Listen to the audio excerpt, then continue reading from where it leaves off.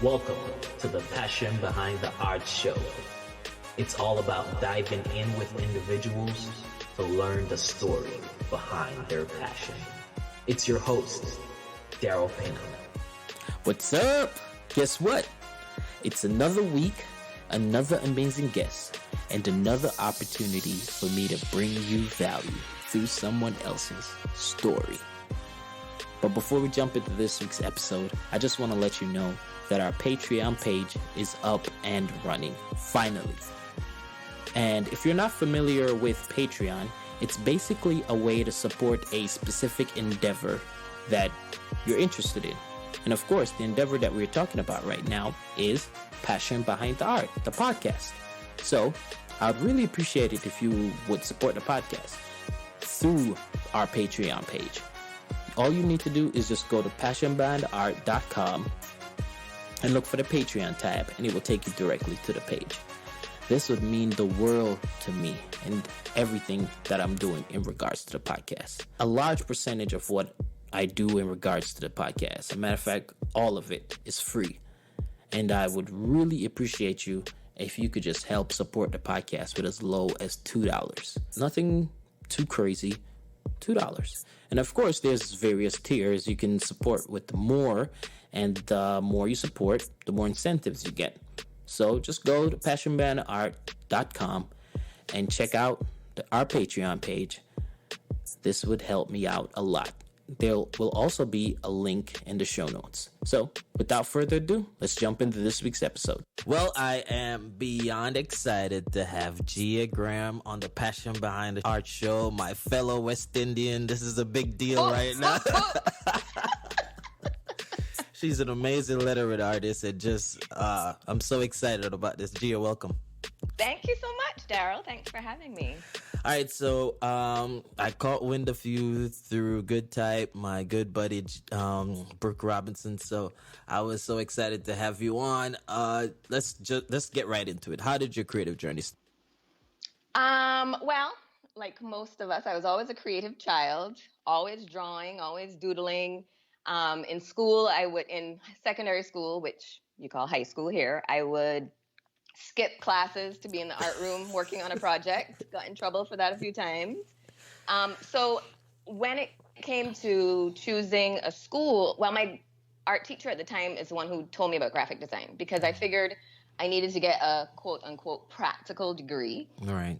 And so he told me about graphic design. I knew that I was going to be coming to Atlanta for university because I have family here. And so I just started looking for schools that offered a design program, and that's kind of where it all started. Okay, cool. So your teacher told you about graphic design. That's a big deal, because there's so much of us that didn't find out about graphic design until we actually got into college. Yes. No, I'm pretty sure it was him, because I can't think of who else it would possibly be. But yeah, and he, it was clear that I wasn't interested in doing anything else. So, yeah, he kind of led me on the right path with that one. Okay, cool. So, where are you originally from? I am from Barbados. Nice. Which is an island in the Caribbean. I'm pretty sure everybody knows about Barbados now because of Rihanna. Tourist-wise, like... Yes. But, I have to, there are a few who don't have any clue where it is. So, yeah, really? An island in the Caribbean. I went to Barbados. No, it wasn't Barbados. I haven't been to Barbados yet. I have a good friend. One of my best friends in the world is from Barbados. So, good. Yeah, one of my best friends in the world is from Barbados. I still haven't been there yet, but I've heard so much good things. So I got to make a trip one of these days. Yes, you got to fix that, Daryl. Yes, I do. So, all right. So now you're in the States. You're going to school. How did you transition from school into your work career? How did that transition go? Well, it actually was fairly smooth. I mean, I went to school here in Atlanta. I met my husband in college, and we didn't have our only plan was whoever gets a job first, that's where we're going. He got a job first in Chicago. Okay. Because he did an internship there the year before. So we moved to Chicago, and I just hit the pavement. I mean, at the time, There were no digital portfolios. I lugged my 20-pound portfolio with me up and down Chicago, and I just applied for jobs. You know, it was this is 1999, okay? So it was very different. The recession hadn't occurred. You know, design firms were hiring. Left, right, and center. And center, exactly. So it really wasn't that hard. I think we got to Chicago maybe in June. Okay. And by September, I had been on a ton of interviews and I had gotten a job. Nice. So you were still in the analog stage before everything got all digital on us and changed the whole game. For sure. So what was your specialty at that time? Then, you know, at the time I was a junior designer, so all the grunt work, you know, all the brochures and, you know, collateral pieces. That first job was particularly grunty. I think I had a lot of medical brochures to set type for, and nothing interesting at all. Not very exciting at all. No, not at all. My second job was a little bit more fun for sure, and I got to stretch myself a little bit more. I worked in a design studio that was within an architecture firm. Nice. So we got to do projects with the architects. They also had interior designers there. So, like, for example, one of the clients, the architects were building, it wasn't an apartment building, but it was more like a condo building. And so the architects did the design work, the interior designers, you know, picked all the finishes, and then we got to do all the collateral. So we would do all the brochures, all the stuff for the leasing office, ads, all of that. And in that job was the first time I got to art direct a photo shoot. So I did all the styling and, you know, we travel. That's when, you know, the budgets were big, so they'll fly you wherever, you know, and I had my pick of props and, you know, we had stylists there and wardrobe and models and the whole shebang. Oh, that's awesome. Yeah. So I was fortunate that I got in at the heyday, because then we stayed in Chicago for about 3 years and then came back to Atlanta because my husband decided to go to grad school. So we came back here, and of course by then I was a more experienced designer, and at that time got to work on even bigger projects. So, you know, those were the days when you did get to fly out and you did have a huge team on photo shoots, and, you know, so all of that gave me a lot of really good, solid prep for the design industry. Okay, so how did the recession affect you guys creatively at all? Well, actually, it didn't affect me very much. Okay. Because after, so when we came back to Atlanta, the firm that I was working at, I became fast friends with one of the other designers that worked there. And then we decided to go and start our own thing. So yeah, at lunch we would go hatch our plans. And we started our own little creative venture. So at the time we were doing wedding invitations. Okay. So weddings never go out of style. Never, ever. There's not really much of a recession. People will go broke to have a wedding, you know? So that worked out for me because I was able to actually ride out that bubble because business continued to do well. Not so much the recession, but what kind of changed the trajectory for that business was actually the digital side of design. So 2008, 2009, that's when the big online invitation companies started to pop up. Yeah. And that made it harder for small independent designers to compete. So that was more so what kind of had an effect on me, more so than the recession. Okay, makes sense because you guys are doing something a little bit more custom and they had it like saturated and... Exactly. That's interesting. So did you guys keep it going or what did you guys do with it after that? Well, my partner and I had actually parted ways business-wise. We're still really good friends. Maybe 3 years into the business. So when I took it over, I did kind of pivot from custom to online invitations. Nice. So I had a collection rather than doing one by one design, one-off designs. I had a collection and I would sell online, and that went really well. But like I was saying, with competing with the bigger businesses, they were able to have a team build a website for them where you could type in your wording and it would automatically appear on the site. And, I just could not compete with that. Got it. So I kept the business going, but I realized that I had to pivot to not just rely on wedding invitations because I couldn't compete. So then I started introducing more wedding accessories. Gotcha.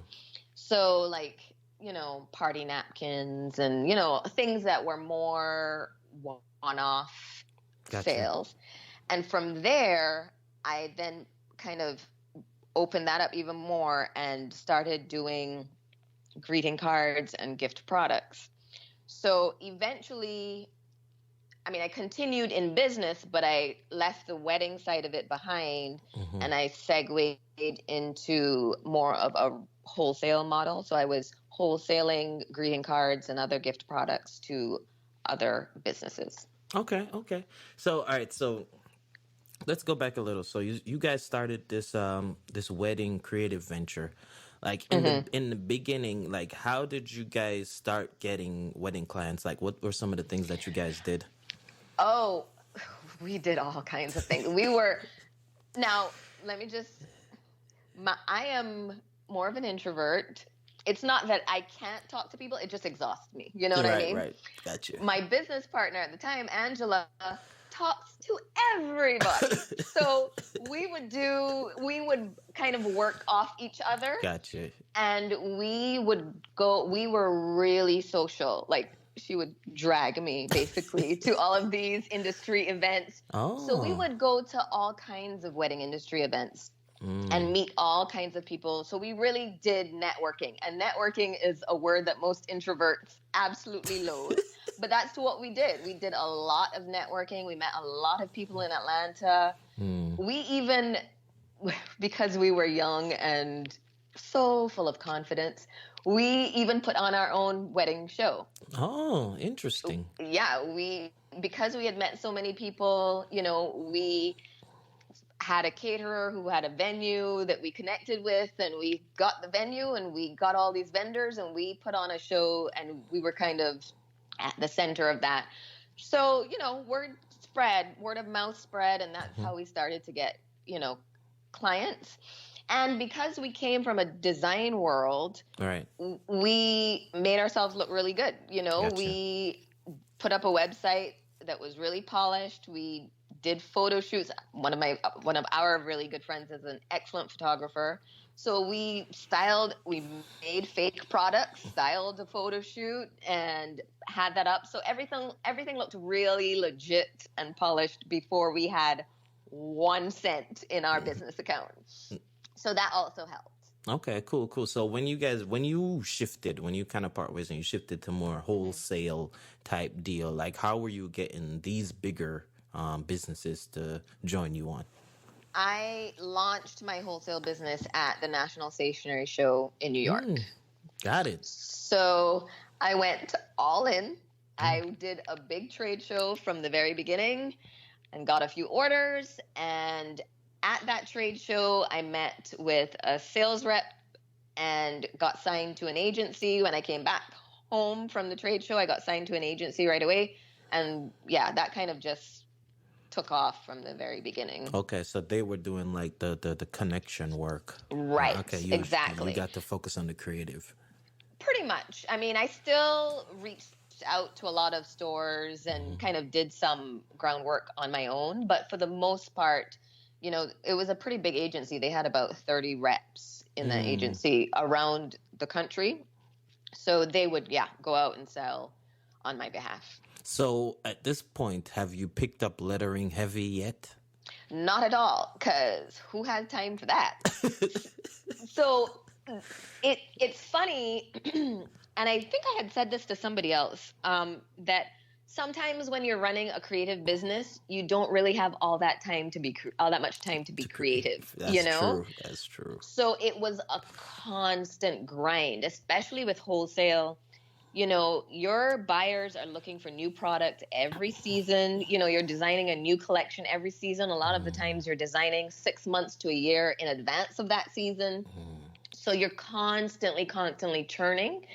So I didn't really have a lot of time to just, doodle and sketch and do things that I wanted to do personally on a creative level. Right.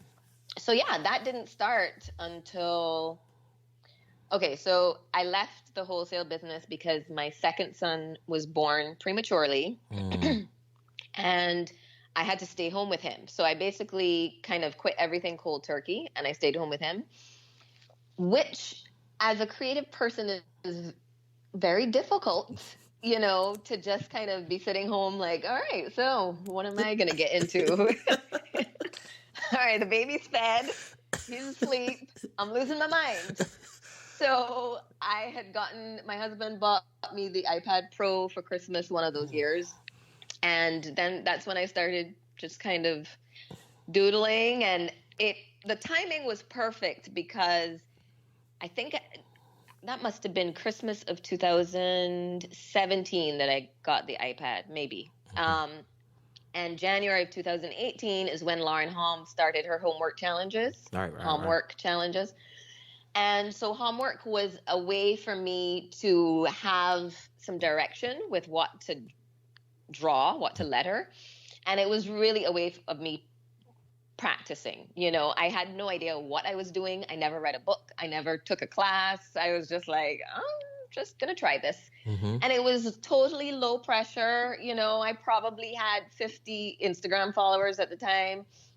And, I didn't feel this need to meet any standard, so I just started playing with it. And I started meeting people through that homework hashtag and started finding lettering classes online and started, practicing more and more and more. So that's how the lettering came about, is out of sheer boredom and creative frustration.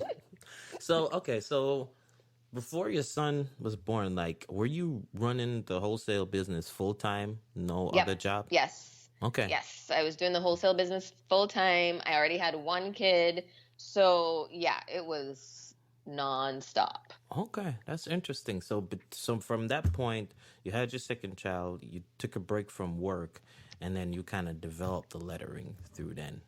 Yes. Wow.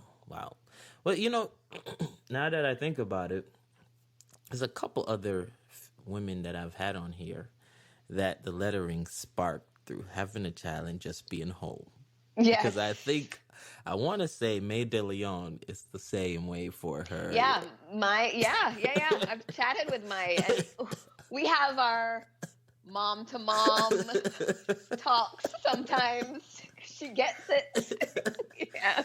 Oh my goodness, you guys are it's very inspiring, and it's a great story for a lot of women out there that are in this situation, that you're not stuck. You know what I mean? Absolutely. You're not stuck. Absolutely. You can find ways to, feed your creative desires. It's true. So what would you say was the hardest thing you had to overcome? I would say, to be honest, in terms of creativity and business, the hardest thing I had to overcome was self-doubt. And it's funny because when I was young, I had zero self-doubt. I don't know if it was just naivete or you have a little bit of hubris that comes with being young. But I was like, I can do that. I mean, why not? But I think the self-doubt started to build while I was home, and I didn't have a specific focus. I wasn't working full time anymore. So, it kind of opens up opportunities for you to question yourself, and did you make the right decision about this or about that? And, where is your career path going? And are you even really that good? So all of that starts to creep in. And I didn't realize that it was creeping in or building until I was really doubting myself. Like it was full blown by the time I realized it. So like in the past 6 months to a year, I've really been mindful about that self-talk, and just having to remind myself that, you're not half bad. You can do this, you got some skills.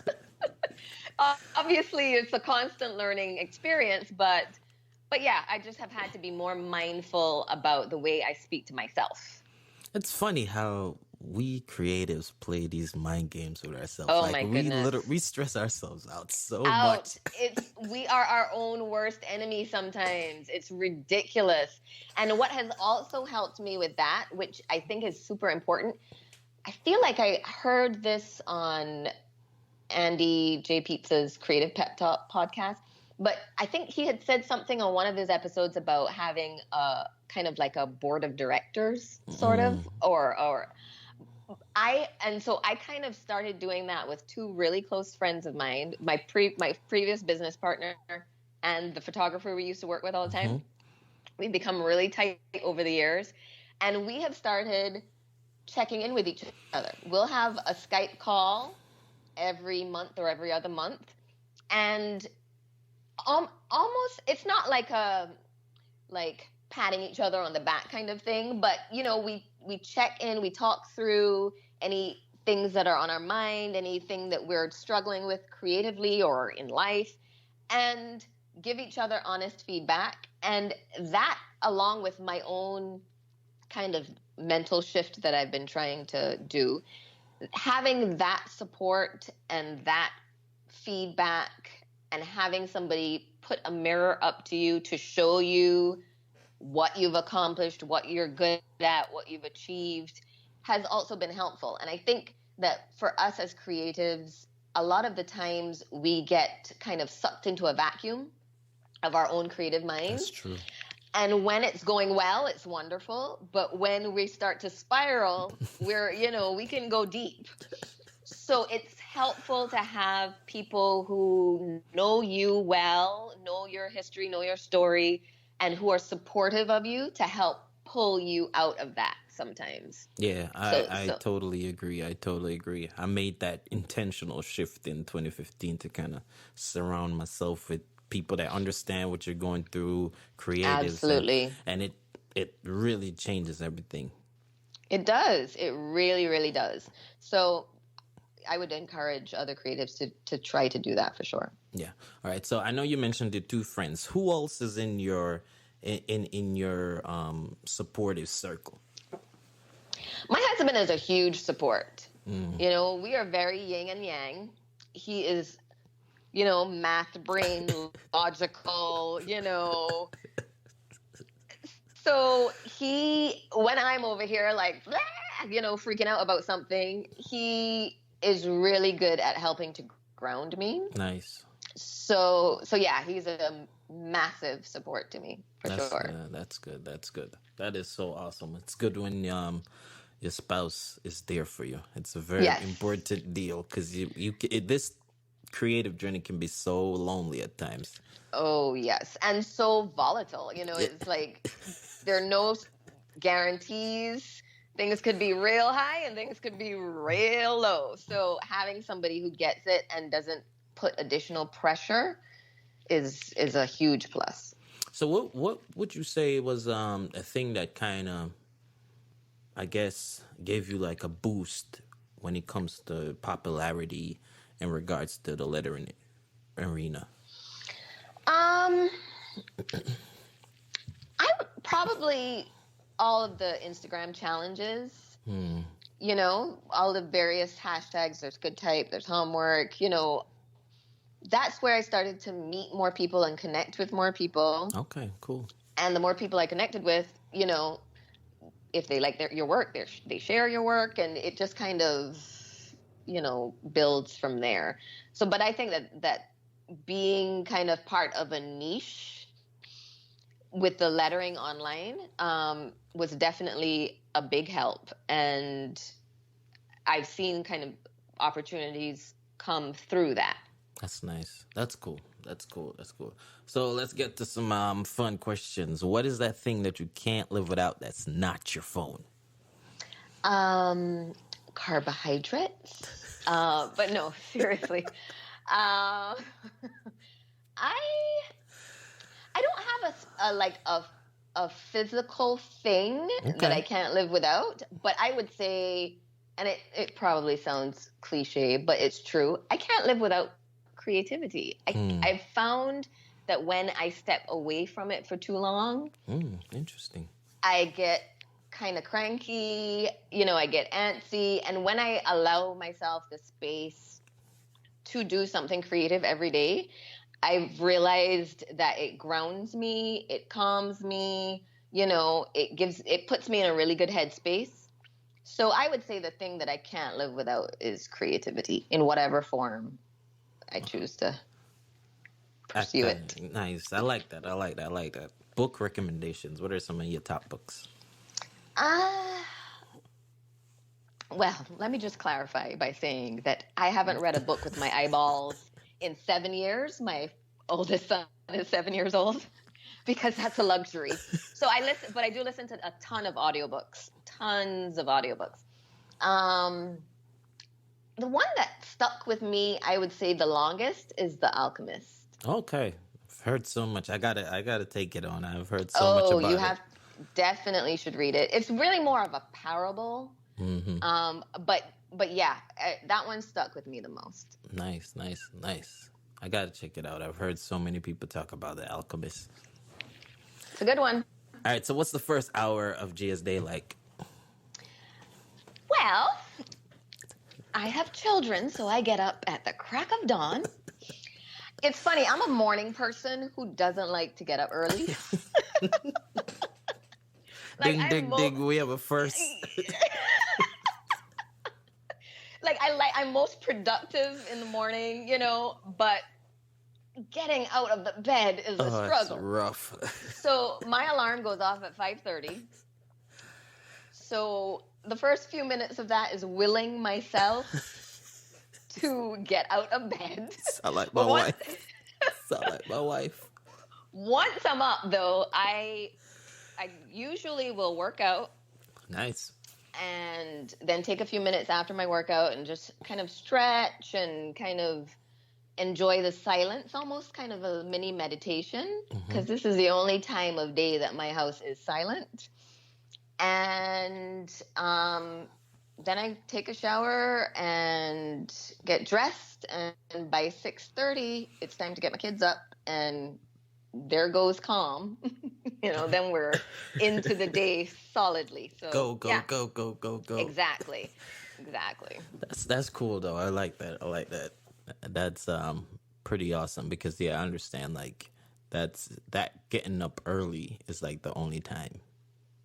It's either you get up early or you stay up way later than after everyone goes to bed. Those are the only time you guys have. It's true. And I don't do well with staying out late. Mm-hmm. I don't, I'm not as focused and, so early works better for me. And because, it takes a while for my machine to get going, I've always been like that.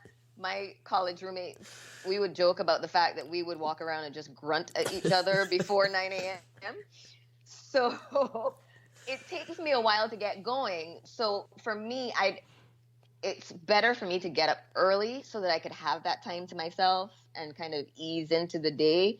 Because for example, on the weekends, there's a child jumping on my bed or coming into the room at 6:30 in the morning, and it's like, whoa.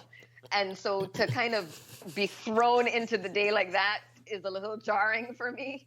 So as much as I don't like to get up early, I do it so that I can kind of just slowly ease myself into the day. Man, that is so good though, because you get up and then you go work out and then you get the day ready. You are already conquering the day just working out. That's how I feel. Anytime I've gotten up and I've worked out and by 7 a.m., I've done some things, I'm like, yes, let's do this. I got this day. Let's do it. Oh, that is so cool. That is so cool. So what is next for you? What's next? For me, I would like to, my first priority is to whatever I do, it needs to be flexible, you know? So I don't want to get back into anything that like I'm beholden to a certain schedule because it's just too hard when you have kids. Right. You know, things come up, they get sick, they have summer holidays, they have spring break, they have midwinter break, so I need flexibility. So I think that what I want to pursue more of is licensing opportunities. Nice. So that I can work on my own schedule and, somebody else can handle production and sales and all of that. Have you started into it yet? I'm doing a little bit of that now. I have 1 or 2 partners that I work with. And so I'll take on work here and there. Maybe like every couple of months I'll have a project that I'm working on because I'm still working part-time because my toddler isn't in school full-time yet. He's only in school 3 days a week right now. So I'm kind of intentionally keeping the licensing small because that's what I can handle at the moment. But I want to pursue more of that once he is in school next year and even branch out. Like right now, the licensing that I do is more specific to the greeting card and stationery industry. So I would like to, moving forward, branch out even more and do some licensing, some surface design licensing, because that will open up opportunities in, textiles, housewares, gift products, and so on. So more patterns, continuing with the lettering and design work. So yeah, more of that, more licensing opportunities. So for those who don't have no idea what licensing is, what is that? So licensing is when you, the designer, creates artwork that you then allow a large company to essentially borrow. So you retain the copyright, you retain ownership of that work, but that company will sign a contract with you to use your artwork for a specific time frame. That could be a year, it could be 3 years, 5 years, it could be in perpetuity. And whatever products they sell with your design on it, you then will more often than not make a commission. Sometimes, you can license art to somebody and they basically give you a one-time fee for that. But more often than not, you have royalties involved. So they will sell, X number of that product and you will get X percentage of the sales. Okay. So what's some of the ways how you went about like getting connected with companies? Well, because I only have a couple of people that I work with now, both of those have come. Well, one approached me when I was doing my wholesaling. Okay, gotcha. They found me through my wholesale line. And the other one I was connected with via a friend in the industry, another designer who works with them. And she was like, yeah, I think your work would be a good fit for them. And she introduced me to their acquisitions person. So yeah, connections, very helpful. Is there anything specific that someone would need to have to like want to do if say they hear this and they want to go into it, doing it? Like, is there anything specific that they need to have or anything like that? Well, I think baseline, I think you need a portfolio. You need to have a way to show people your work.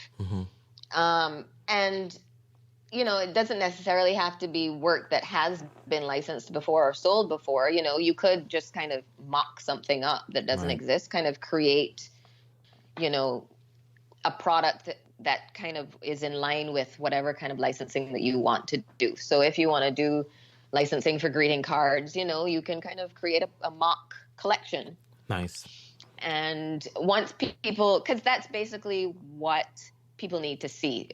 People who are looking for artists to license from, they want to see your work. They want to see what your style is, And so, yeah, I think that at minimum is really the most you'd need to get started.